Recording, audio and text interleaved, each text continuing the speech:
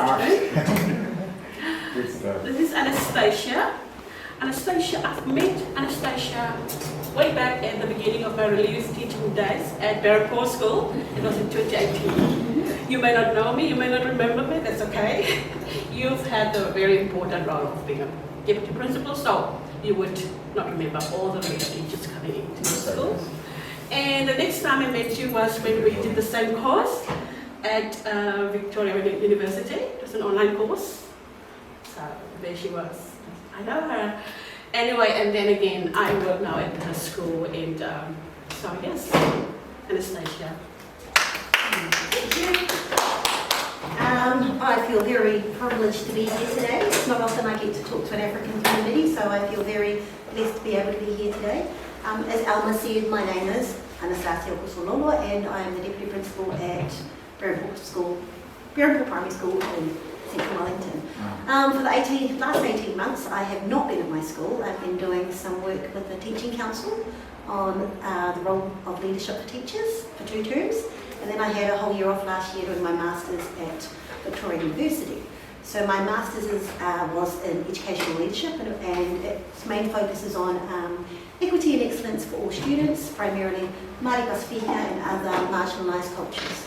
So I feel very lucky to be here, and the focus of my Masters was on systems, structures and processes, and are they fit for purpose for the communities that they serve. So it's very wonderful to be here and to talk about that a little bit. So a little bit about me. I'm going to sit. I will stand. So my parents were immigrants. They came here in 1973 with 6 children. Had another 2 children here, so I am one of 8. We are rich in language and culture and strong in faith. So when I grew up with my family, we were not allowed to speak English in the house, which enabled me to retain my language at home and all of my cultural customs as well. I was asking Eddie before about and Alma about the Ubuntu and what it means. And just like in your culture and our culture, we have the saying. So the saying is, "O le tangata malona aina, o le tangata malona Fasya no mana." So it means every person belongs to a family, and every family belongs to a person.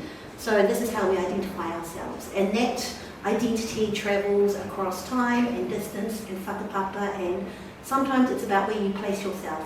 So even though my family no longer reside in Samoa, we're here in New Zealand, we still firmly call Samoa home, or the motherland. Oh yeah. Yes, so at the moment my son is in Samoa with his father. His father got a chief title today, Matei. So my son went with his father to learn the process of what that means for him as a Samoan male in our family. So that's where he is.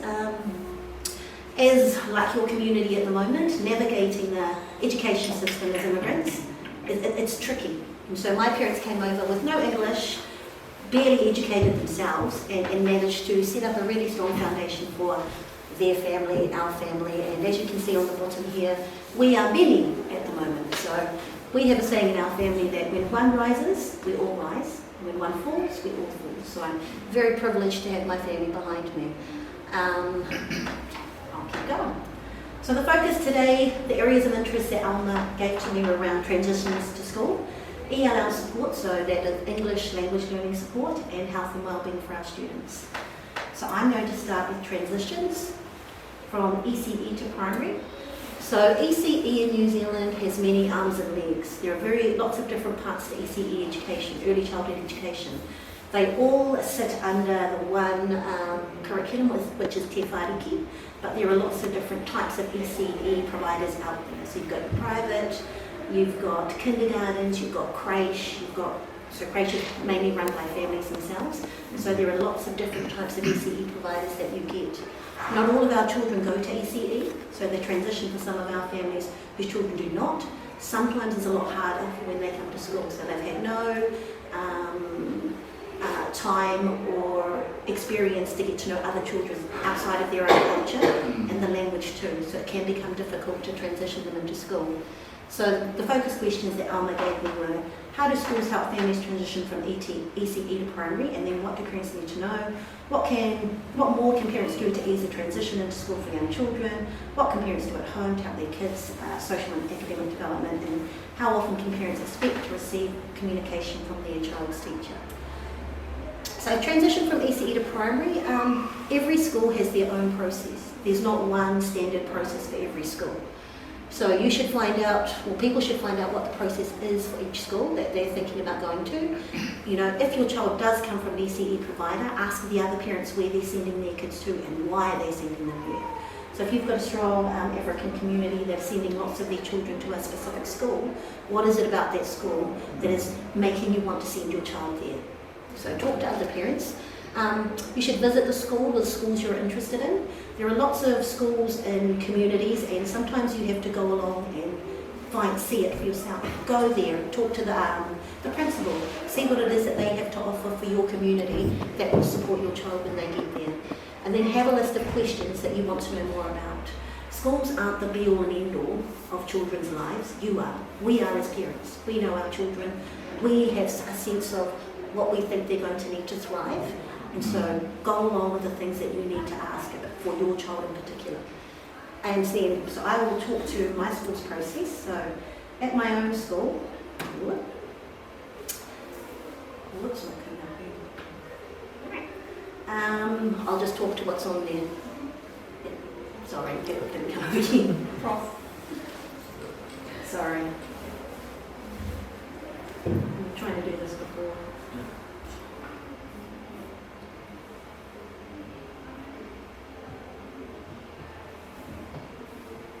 Thank you. Magic. So, at my primary school, so Berempore, we have a motto or a saying. Our motto or saying is Berempore school is everyone's school. And our commitment is to ensure that our school reflects the focus on providing an inclusive and welcoming learning community that helps people no matter what, a place where we learn about and celebrate diversity, a fun and happy and safe environment, a community asset and hub. So Berempore School is quite diverse in terms of the types of students we get ethnically, but also the types of students we get with specific learning needs and support. And so that motto ensures that we are supporting all of the different types of kids in the communities that they come from in my school. So we have a zone in our school, and so this is the information we give to parents, or we give to the kindies to share with the parents to let them know what we do in our school. So we have a zone in our school, for our school. We check that the families that are in our community that want to come to our school live within that zone. So if your community has a zone, you might want to go to a school, but you can't because you don't live in the same zone as that school. So that's one of the things you need to check out. We always start with, before you come in to do any transition visits, they must be enrolled. So I always say to parents, chat to the ECE about where you think your child would be best placed. Most of the early childhood centres know the schools in their area, and they will say, oh, I think they do really well at this school for these reasons. But then go along and visit. Once you've visited a school and chatted to the principal, and then you enrol your child, I set up a transition to school process for them. So what I will do in my school is I will contact the ECE provider, so the kindy down the road or the childhood. I have driven all the way to Wainuiomata to transition a child. So every child that comes to my school, I contact where they've come from, and then I go there and see the child in their own setting. It gives me a really good chance to get to know that child in that space, because they're not shy, it's their space, not mine. So I'm the one that's coming in, but they already love this space, own this space, and it gives me a chance to talk to their teachers and to see them doing their own thing. Quite often when I go there, the children say to me, what's your name? And I say, it's Cinderella, it's my stage name wherever I go. And it just means I can see that child, I can talk to that child, show me the things that you love to do in your place. Who are your friends? Show me your profile book, and I can sit there and look through the profile book that they've got, and they can talk to me and I get to know them. After that, I set up 3 school visits. So I contact the mums and dads and I say, great, your child is coming, here are some dates and times for you to come and bring them to my school, and they will come in and visit us. And there's usually 3 slots. We have a morning slot for 2 hours, a middle slot, or an afternoon. And I try and get them to come to the different slots so they can see what we're doing over that time. So it's not the same thing. I do say to the parents that, for the first visit, stay with your child until they feel comfortable. And if you've got any questions, you can ask them to me then. And then the second and the third time, just leave them here and we'll see how we go. Because eventually the parents are going to have to go. So that is the process that I have at my school, transitioning to school. So what more do parents... Let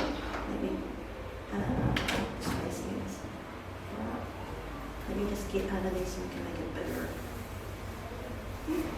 Is it alright like that? Fine.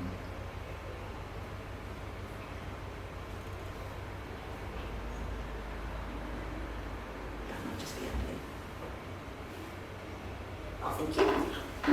So what more can parents do to ease the transition to school for young children? So I always say, talk to your kids about the fact that they're leaving ECE and going to school.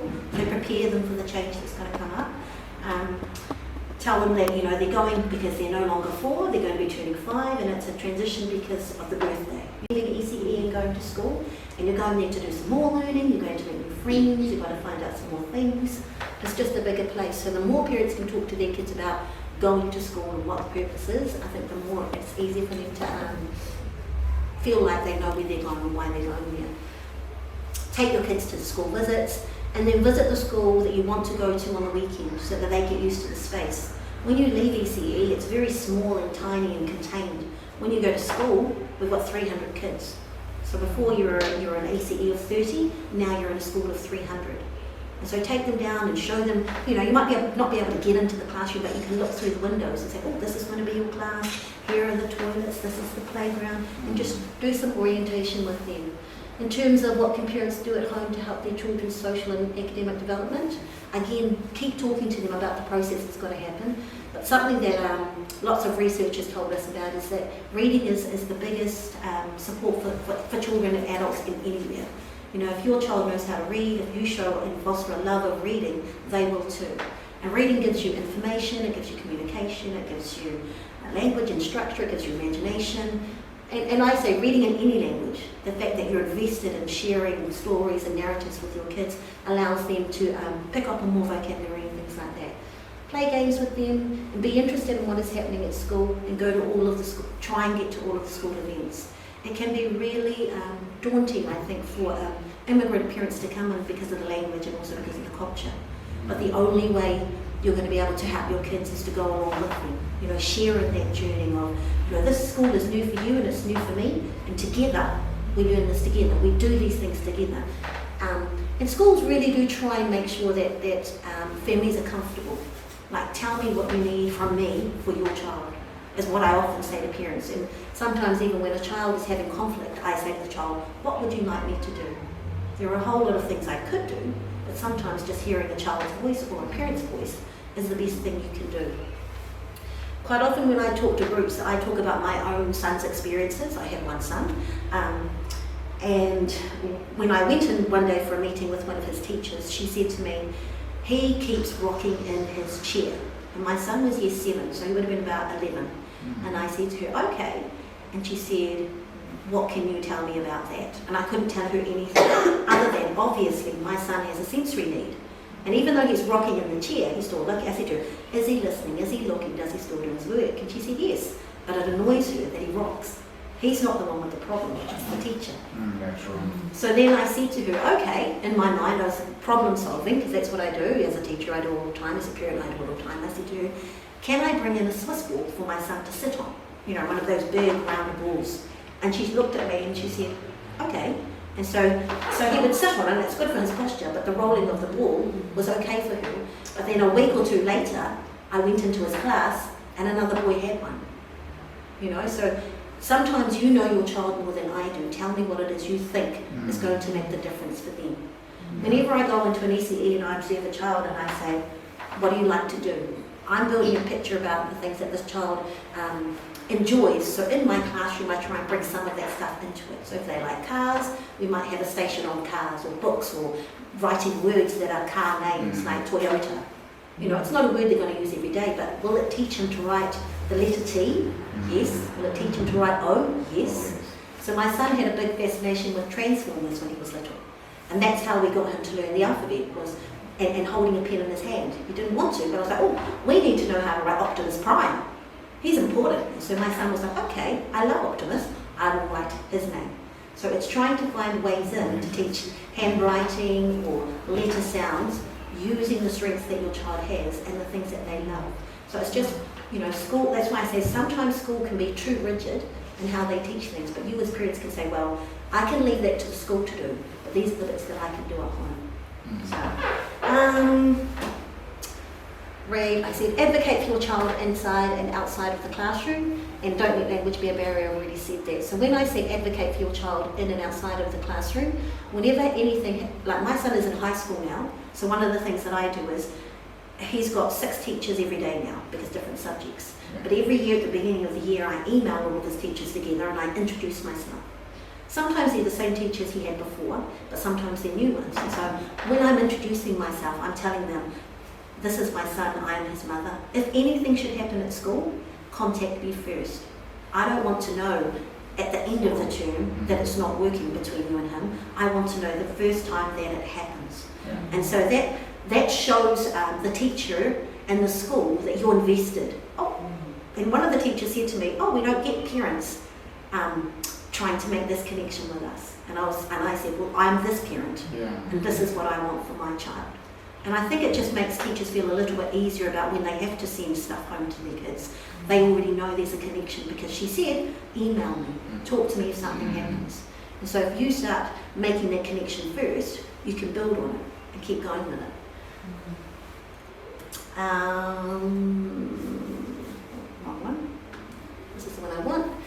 So transitioning to school timeline, like I said, ask them about the schools in the area, get them to suggest a school, organise and visit the schools, decide and enrol. I always say enrol at least a term before your child starts, or longer. If you know your child has other needs, and try and get an enrolment 6 months beforehand. Especially if you know you're going to have to be talking to specialists or finding out how to get support for your child before they start school. When they start school, it's too late. The child is already here and we're not ready. So if you have 6 months in advance where you know my child's going to need A, B, C and D, you start talking to the school then. And what we do with our transition visits for our children with other needs is we have a special transition visit where myself and our learning support coordinator or our special needs coordinator will go down to the kindy. We will talk with the kindy about what they've done so far to support that child, and then we will come back to our school and make a plan. And we'll invite the parents in and we'll make a plan together about how we move forward.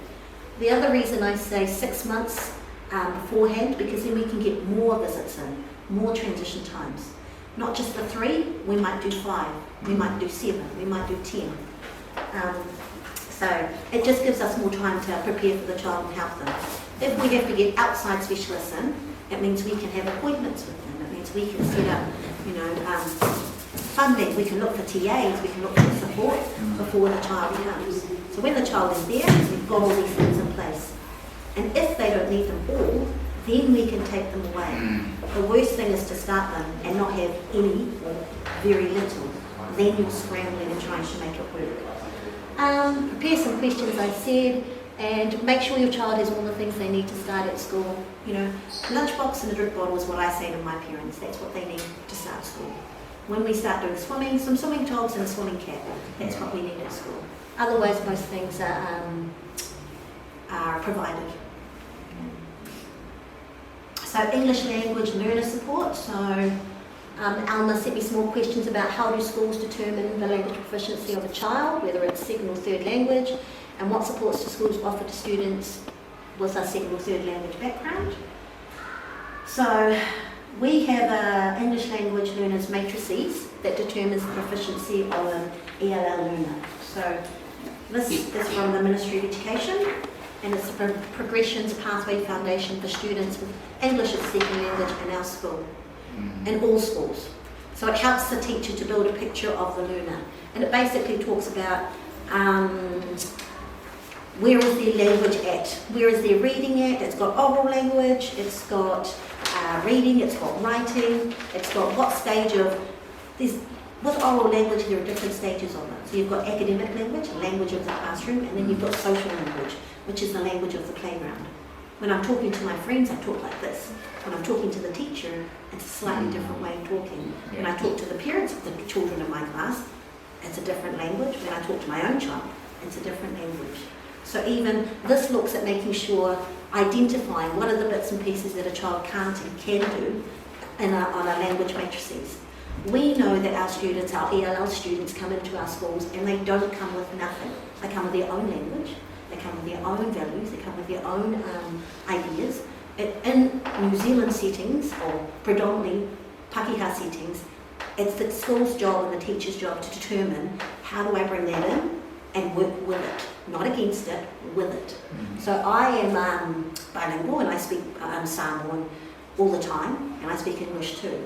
And it is possible for our kids to come in and they will be fine. So I always say to parents, don't feel disheartened when they're 5. They're still learning English, for goodness sakes, and their own language.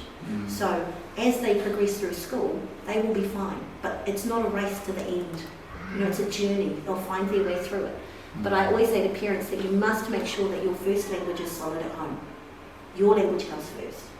English comes second. All the other languages come after that. Because we want our children to be proficient in their own language first. Because if you're not proficient in your first language, you won't be proficient in your second, your third, your fourth, or your fifth. So the foundation of that first language is important. So I said the indicators identify where a student is working at. So oral language and reading and writing. What supports the school's offers from this assessment? So I am the ELL teacher in the school, the coordinator in my school. So from here, the teachers mark out where they think each child is at for each of those areas of the matrices, and then I apply for funding. And the funding comes as a big pot of money. So if I've got 60 kids, the funding comes as funding for all of the 60 kids. And then in our school, we have determined where we put the money that comes in. Some schools might just have one ESOL child, or 2 or 3. So it really depends on how many kids are in the school, the type of funding you get, and then what the school does with it. Because we've got about 50 ESOL kids in our school, we put that towards a teacher aid. So in our year 0 to 1, our junior kids, in our junior school year 1 to 3, we have a teacher aid that moves around in the different classrooms and runs specific programs for our ESOL kids. And then in the senior part, in years 4, 5, 6, we have a specialist, English language teacher. So she has a diploma of teaching English as a second language, as I do myself, and the older kids work alongside her. So our TAs are in the classroom, and then as the older kids, they move out and they work with the teacher in a small group in another space in school. So they're getting kind of both things, classroom stuff and then a specialist teacher as well. Health and well-being. How do schools deal with issues of bullying or aggression in classroom or playground? So each school has their own policies. Every school kind of deals with it in its own way, depending on the community that they look after. Some communities prefer this, some communities prefer that, but as long as there's consistency in that process and how they work with the students, then most of the time it will be all right. So I always say, approach your school. If a situation comes up, approach your child's school and ask them, what is the policy for when these things happen? Check in with them about how they are keeping and making a safe place for your child. So ask them for the strategies we use in your school, ask them for the programs, systems for monitoring the behaviours, and then what do you do to support both the victim and the person that's doing it. Because sometimes the person who's doing the bullying, they don't see it as a problem. It's just the person who keeps getting bullied. So once you unpack what the bully's problem is, hopefully you're supporting them to become better so it stops happening to others. We can't just take care of the victim, we also have to make sure that this person, whatever it is that they need, gets what they need to stop the behaviour. Otherwise it just keeps happening. They'll just find another person to shift the bullying onto. So I'm really big on making sure that restorative practice happens, where both people get to sit down, but I'm peeling the layers behind the child that's doing the bullying. What is the real issue here? And are there other victims? And then just making school sure that the school has processes for dealing with it, and that you want the same process for everybody. You know, that's what I want to see in all schools. So check in with them around the values in the school as well. So our school values are pretty clear. Our values are about we care, we are connected, we are celebrated, and the last one is, can't remember off the top of my head. The last one is we can be ourselves. The we can be ourselves one is really big on owning who you are. The diversity of your language, your culture, your neurodiversity. We don't care. You are who you are. So we embrace that. That's why it's one of the values in our school. But our job is to say, okay, so we've got these values in our school. How do we live them? If we say that we care, then obviously we need to deal with the bullying because that's not okay. What are we doing to make sure that that doesn't happen in our school? And every school's got its issues, but if you go back to the school values, you've got something to say, hey, well, you said this is the value in your school. It's not being lived to. Show me how you're doing it in your school so I can help my child. What else is there? Oh yeah, are being met. And then what supports are available for newcomers who may be deaf. I think I've talked about the transition conversations starting early. You know, making sure that when we bring in our kids, whether they're 5, 11, 10, 9, 8, wherever they are, where they need support, the earlier you can enrol that child, the more that we can do to make sure we have those bits in place so that they come in and are okay and can thrive somehow. And the other thing I have to say that parents is that, you know, even though your child might come in as an ESOL child with very little behind them, they may get no funding. So the idea is, okay, even in schools like my own school, when we look at kids who are coming in and we say, okay, where is the best placement for this child? You know, if the child is African, then I think, well, it might be good if they had some other African friends with them. You know, a couple of buddies that make sure that they, you know, the hardest thing I think for some of our ethnic communities is to not have somebody who looks like them. We're the only one, right? Often I go to principals meetings and I will look for someone who looks like me and be like, okay, there's my person. You kind of walk over and go, hey, you know, where are you from? So sometimes it's quite nice to be able to look up and see someone who looks like you or relatively looks like you and make a connection. So we always think about placement for our children. You know, who's going to be there to support them. But I think the biggest way that we can help our kids when they come in is just to make sure that we are prepared. So the more information that families give us, the more prepared that we can be. Wrong one. Oh, this is it, the health and wellbeing. So the health and sexuality curriculum in New Zealand. So every 2 years, schools must do a consultation with the community. So every 2 years, we've got to say, we're looking at our health and sexuality curriculum at the moment. We're going to run a workshop. These are the topics we're going to talk about. Come down so we can tell you what we're doing. And it's great for parents to come down and go, oh, what's this? As soon as they hear the word sexuality, they're like, whoa, we don't want that for our kid. But we're like, some of it is really simple when they're 5, and then it starts to shift as they get a little bit older. And so, like I said, there are very varying stages to the curriculum. So at the new entry level with my 5-year-olds, we focus on friendships, making sure we've got good friendships, and taking care of one's body. For example, brushing our teeth. Why we have to brush your hair every morning, why you must wash your face, why you must have a bath.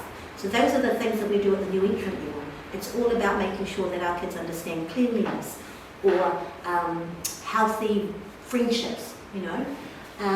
As they get a little bit older, the focus aligns more on being aware of the changes happening in their body or to their bodies and around self-esteem. So for girls, it might be around maturing and going from girl to woman when they go through that maturation process. For boys, it'll be different too. But parents are invited to that consultation so they can have input into what we're doing.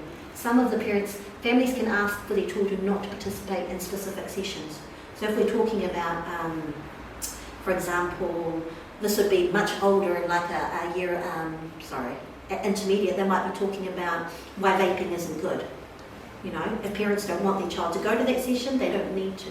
They just have to tell us. So what we usually do is put out like a 10-week program that we're going to run. So this week we're focusing on this, and parents go, oh, okay, that's what it means. And we say yes. And if they get to one, they're like, I don't want my child to go to that one. It's fine, they don't need to. So the school will accommodate where their child goes. They might go into the library, work with the librarian, or do some story writing, or go down and work in the junior classroom, come and be a big buddy to some of our junior kids. There will always be something for them to do, but we put that into parents' hands to say, if you want to take part of the consultation or talk with us about what we do, come in. But we also say to parents, if you don't want them in that session, tell us, it's fine. So that's how we're trying to, we have to be a lot more mindful about how we are putting out information too. Lots of our ethnic communities, my own Pasifika community included, we're not tech savvy, as you can tell, but we also, devices, if we're going to put information out, where do parents go first? They might go to your school website, they might go to your school page, but we're trying to, in our own school, set up an immigrant hub, I suppose, of some kind, where we're making sure that the information we give out is in different languages. Or when we call a meeting together about health and sexuality, who are the people in our community that our ethnic community trust to come down and talk about it, so that they see that we're trying to make an effort to connect with our different groups in our school, because we've got lots, don't we, Elma? We've got a lot. So there is lots of things that schools are doing, but I would like to see us making a better effort about just opening those doors a little wider and going, what do you need from us to make this better for you and your kids? Because it shouldn't just be a one shop stock for everybody. There should be space and trying to make sure that we support people right across the grid. So yeah. And then thank you. That's me. Oh, yeah. Thank you so much. That is my family. I'm very excited. Wonderful. Do we have any time for questions? Yes, we do. Yes, we do. Awesome. It's a lot, I know. And it was really, I even learned more about, the little ones. I'm now working on the little ones as well, which I'm not used to. I'm a very strict mother. So I have to be really contain myself at school, which is a very good learning experience for me. François, do you have a question for Yeah, sure. our speaker? Thank you. Yeah, I'm happy that during the presentation, just the last slide kind of made it for me actually. The last bullet point there saying family can ask for their children not to participate in this session if they do not want them to. So that's what kind of bothering me, especially when it comes to, of course, the whole sexuality, in education is like curriculum. Yeah, when it was kind of introduced to us with another speaker, not long ago, that most of us, it was like, the reaction was the same, like, 5 years old being introduced to sex? What are you talking about? They are barely out of the nappies. What do they know? Yeah. And we kind of agreed, like, I think, for me, if anybody from the age of 12, I'm not a psychologist, but I did a bit of, that's what I learned, that's what I trained as a pedagogue, teacher, primary, so psychology is part of it, of the children, of the adolescents. So I know quite one or two things. And would you not agree with me that when we are not 10, between 10 and 12, that's when the intelligence kicks in? Because, most of the time from 0 to that age, it's more of instinct than intelligence developed. And no wonder why I'm not a preacher man, but I know one or two things. Jesus was not baptized before the age of 12. That is a reason, if we have to take that in. So anything that can be introduced to the children, I think for me, if my son is 12, yes, because then we can discuss. I can even have a discussion. But I can't see myself talking to my 10 years old boy about penises and things like that. No matter how the expert may come and speak to them, and then I'll have to review that with them, no. But at a certain age, I can trust, and I do trust that my son's brain will allow this information with no confusion. Yeah. Then they can opt to, yes, this is it, and no, I can't do this, because they've got a choice. Yeah. That's my say on that. And the other thing about the whole fluidity, we used to have two genders, I'm told, and I'm informed, that now we've got more than 100. So that's another thing that it is rather, I find it funny, but also shocking. Yeah. So that's one. Because sexual education, of course, I think I would have been something like 16 when I did, I studied biology and understanding the whole physiology and the body transformation, and I was kind of prepared for that. But I can't imagine my 10 years old, being told all those things. Yeah. So it's good that we can and we have the choice to pull them out, and I'm so happy to hear that they will be occupied during that time. It's not like they're just gonna go 8, 10, no, so it's good. And I'm quite happy, to, We try and give that power back to the parents, because you know your children and you know what you're prepared to discuss, like you said. Between 10 and 12, not so much. 12 onwards, of course. But even if your child was curious, they'd get that information from somewhere else anyhow. Whether it was from school or Google or a friend. But in the school setting itself, you would be able to say, I'm not comfortable with my child learning about these things. you pull them out. I mean, when you're 5, between 5 and 6, like I said, all we're talking about is, did you know that you have a head? You know, where's your head? You know, body orientation, having a shower, keeping your body clean, brushing your teeth, that you're, you know, and it's tricky with the gender fluidity now that you're talking about, because we say, well, this is a girl and this is a boy. What do you do now? Where does that sit? So that's even uncomfortable for educators, because we're not quite sure. I mean, even in our own school now, we have got sets of bathrooms that are unisex. A couple of bathrooms that are unisex. And it's just one toilet in there and kids can come in. But you don't have to be gender fluid to use them. Anyone can use them. You're busting, you just go into the bathroom. But we are making sure that we cater for children or families that identify in that way.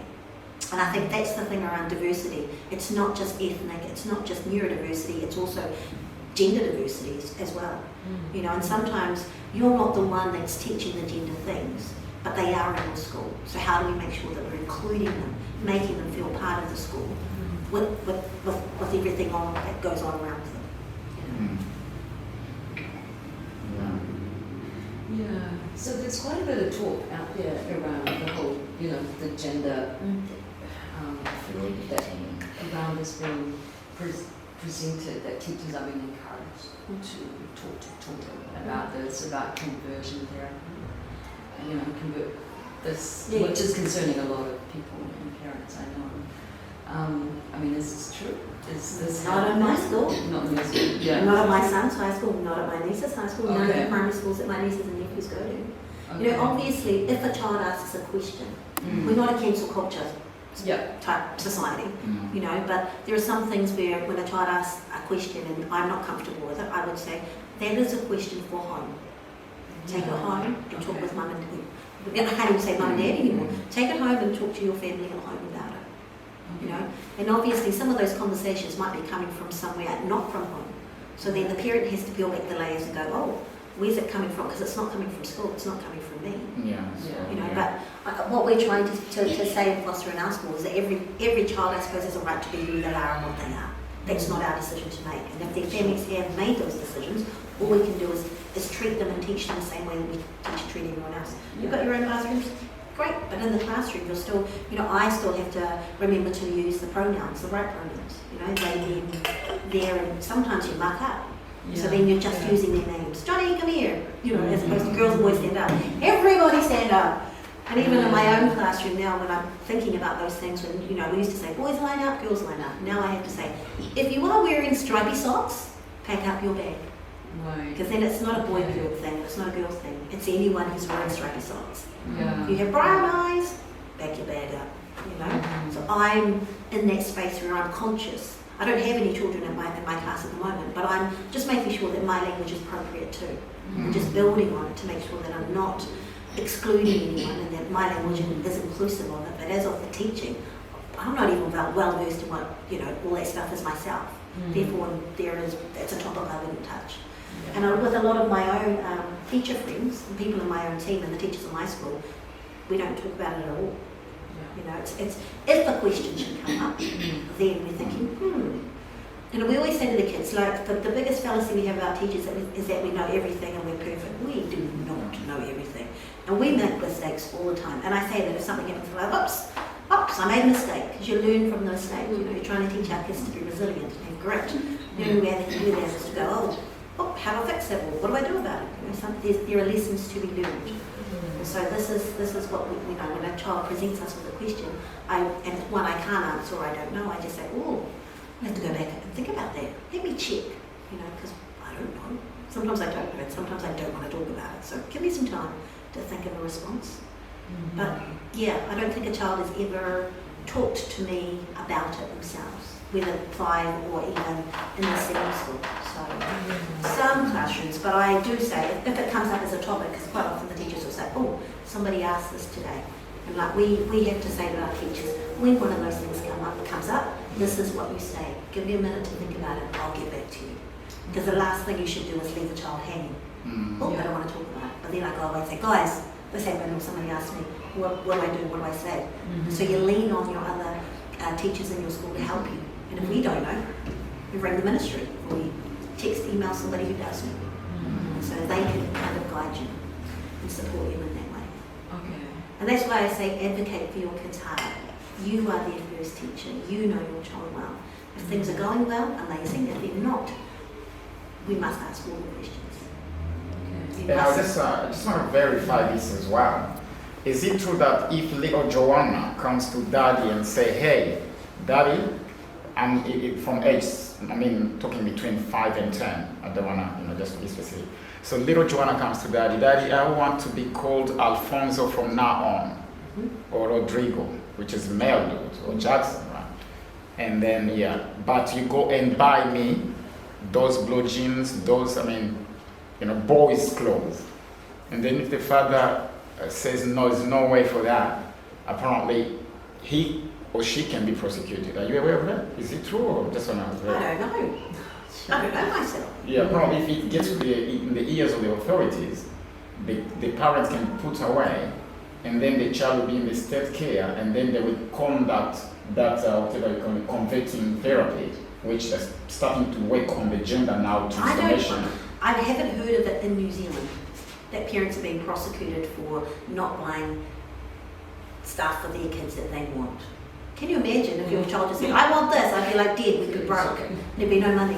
No, but they are now injecting the whole identity of, I just want to wear like boys because I'm a boy.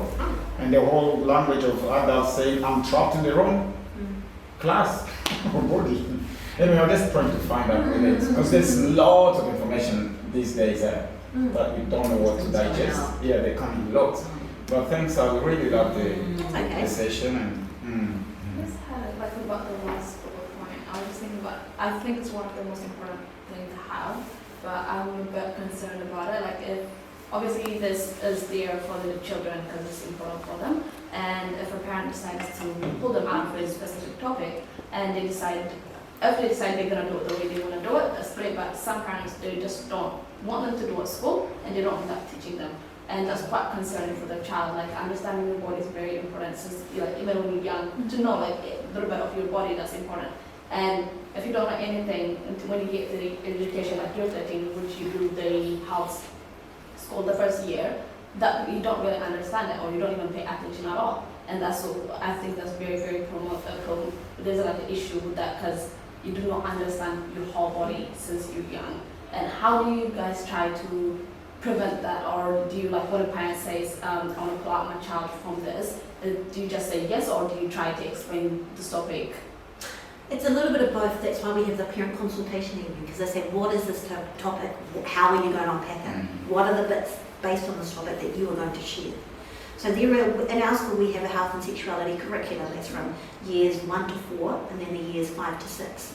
So there are very specific topics in there that highlight what is going to be taught over that 10-week in one term. And that's why I say parents can go in there and say, I like these topics, but this one I'm not so sure about. Tell me a little bit more. How will you unpack that in the classroom?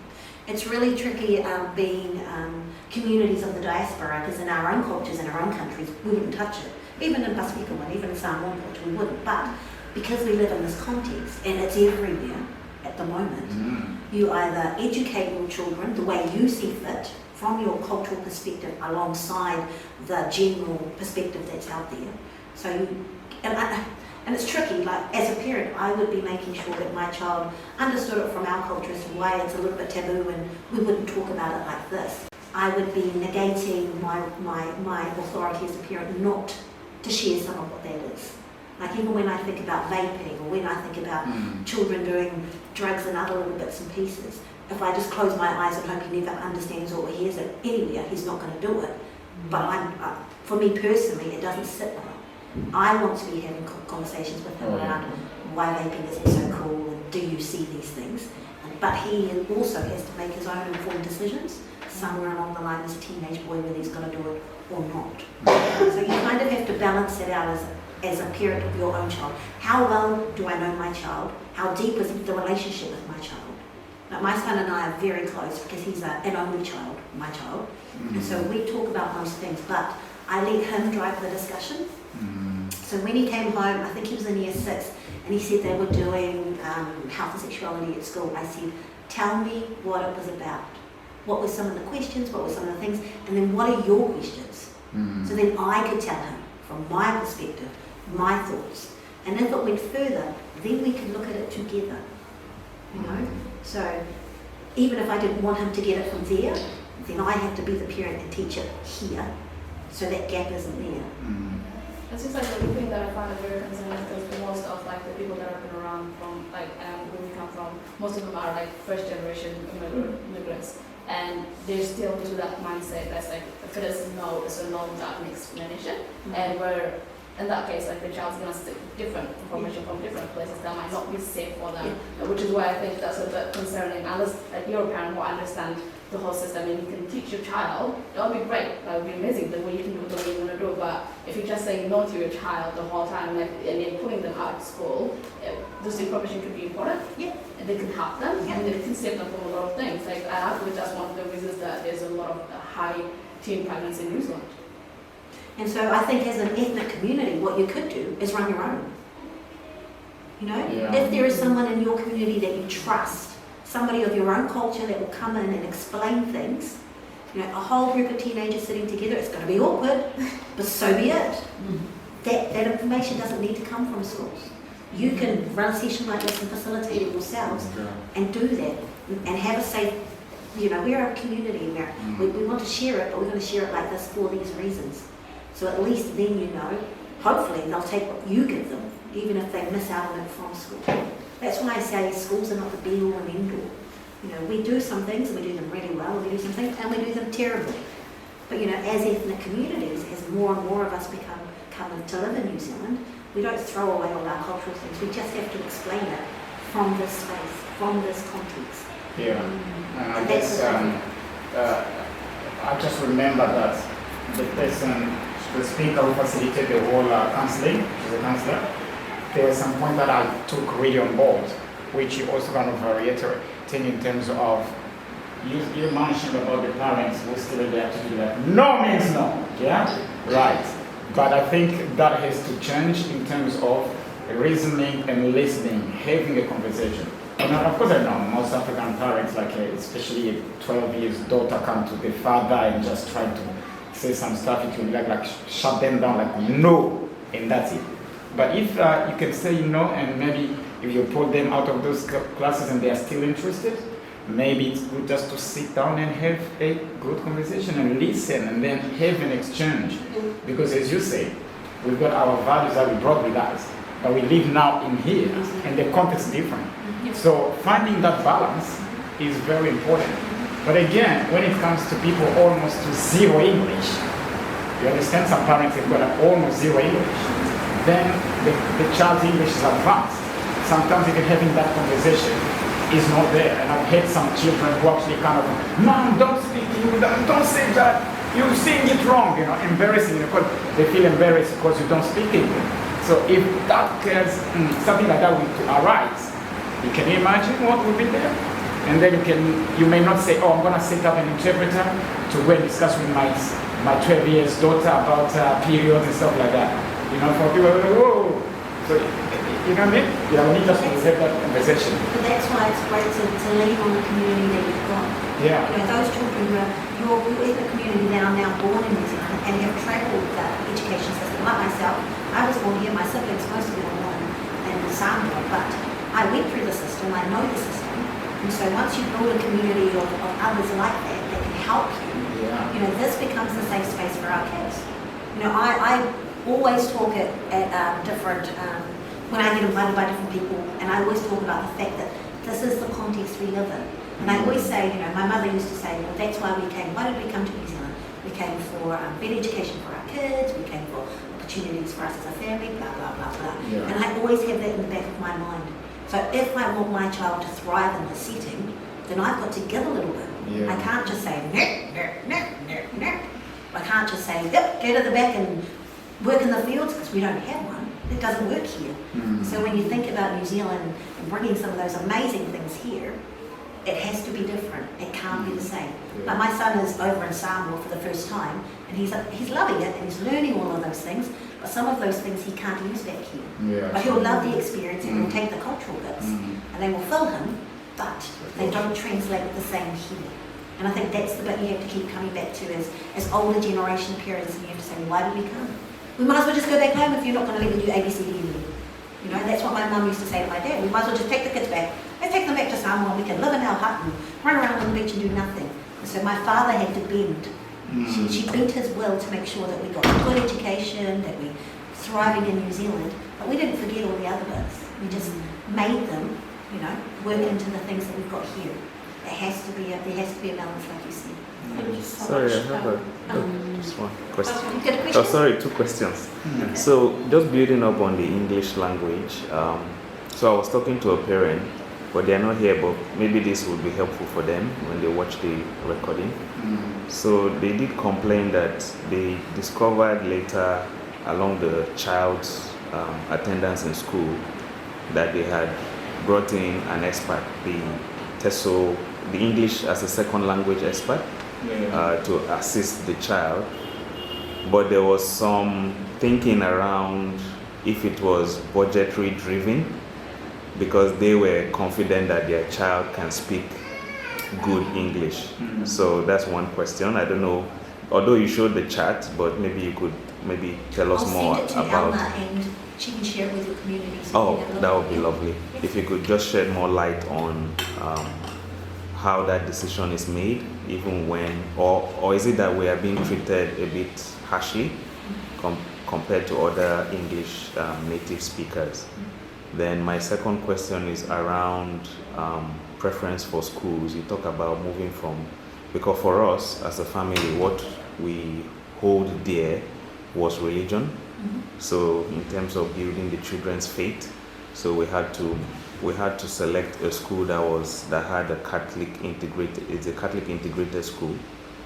So that was our preference. But I was talking to somebody else who was looking out for further down the line in terms of how the child can avoid bullying, and they had to sell off their property and move to another area just to be within the zoning. Yeah. So maybe you could help us out with maybe suggestions to help guide parents when they are making those decisions. So I'll go first to the ENLPs. No. So whenever we look at our students and our teachers say, oh, they're doing amazing and blah, blah, blah, blah. And I always say the measure is if they are a year 2 ESOL student and you have and you have a year 2 native speaker English person, and I always say, is their English the same as that child's? That's the measure. And if it is not, it's not because your child won't get there. Right now, in this place and time, it's not the same. You know, English children, they don't speak any of the languages we do. If they were to learn it, they would be exactly where your child is as a person using or learning another language. So it's not that teachers are being biased against them using this. What we're trying to do is to make sure that we don't overmark them and then cause them to fall down. You know, what we're trying to do is, I like to think we're all trying to make sure that we have high standards. Yes, our kids will get here, but we know, and there's research out there that says you don't become proficient in the English language until you're about 12. So why are we rushing when they're 5? You know, there's time. And if our kids don't get it now, it's not a disservice to our kids, it will come. And I say, well, I'm the perfect candidate for that because I didn't grow up with English in my house. But I've done my degree, a diploma and masters now, and probably will do a PhD. We will get there. So don't ever look at this and think, oh, they're trying to harm my child and my child is not there. Look at it and go, okay, what do I need to do to support my child to get to the next bit? How can I help them? You know, I don't know, whatever it is, do we do this, do we do that? But look at it and go, okay, so they need to make sure that they can do this. How do I help them? Ask the teacher, you didn't highlight this, how can I help with this one? So that's what I say, this is just a gauge for the teachers who aren't ethnic, to guide them to say, how can I support a child whose language is not English? But when you come with another language, naturally you're just like, because they do that. If you did this for your own language, how would your child score? Off the charts. They wouldn't need this. But because English is not their language, they need this. We need this. Teachers need this to help them decide what the next step is for them. Does that make sense? Yeah, if I may as well, may I say, as a parent, I've got 2 boys. And any parents out there in the world, I know we all look at our children as precious and the best, and which is our duty. You know, they came through us. And even when on football field, every parent thinks their child is the best rugby player or football player, but sometimes it's not the case. But again, I think maybe this family may have fallen into the trap of, like, as an adult, you know, that sometimes you meet people because they see you don't look like them, and they start asking you, what is your name? Like enunciating as if you don't know what to say. Where are you from? Instead of like, where are you from? They just go, where are you? Have you had that experience? Or somebody assume you don't, you know? So maybe the parents feel like, maybe the child is being also looked at that because they know their child anyway. But we can talk until the cows come. But I'm being educated and I love all our discussion. And thank you for the facilitator. I can say. Yeah. Did you want to say something? Oh, I just said, my family, this is my family here, we have 2 All Blacks in our family. All Blacks. And we also have a New Zealand basketball player in our family. And we've done quite well. Yeah. That's what I say to everybody, you know, the legacy is that we came here and we do something with our lives. The injustice would be is that we came here and we did nothing. You know, Sure. so make sure you help your kids, and the world is the oyster. They can get anything and everything. We just got to support them to get more. And use your community. They are your strongest assets. So good luck.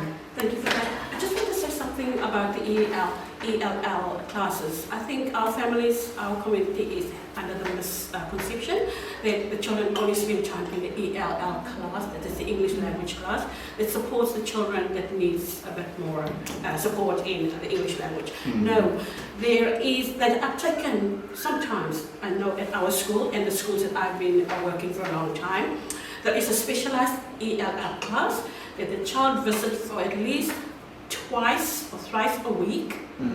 But most of the time, in a particular subject, the child would be with the other students of his group, spending time, learning alongside the subject content of that everybody else is learning. So it's a specialized class for children who have been diagnosed, is that the word, or have been assessed that needs a bit more support. So it is not, it's not discrimination. It's not done in a discriminatory way. Not according to my experience. I was also an EIL teacher. Anyway, so yes, it really helps the child's academic language as well. So it's really a good space for the child to learn an academic language. Yes. Okay? It's not teaching them English, per se.